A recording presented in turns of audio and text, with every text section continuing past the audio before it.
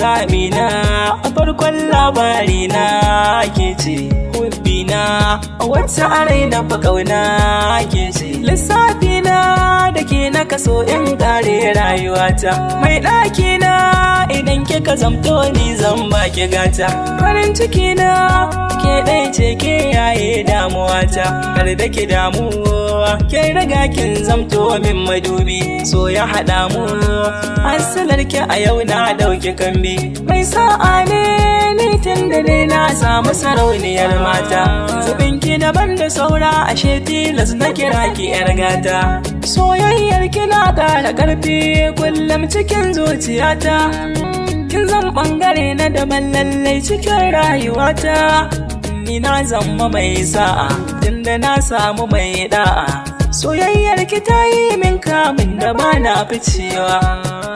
jinin jikina ke ce na tabbatarwa da kin bada ni lallai na shaida za ni cewa kin zama ni na zamto ki ba mai rabawa silata ki ne nan san mene so har da ƙauna kowanne hali zan shiga dole ke zan tunana sunan ki na furci na dukkanin zantukana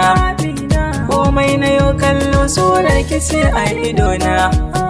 nazari da dukkan tunani na naki ne nufina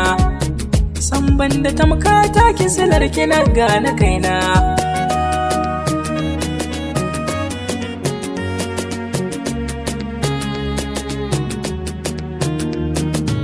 soyayya da daɗi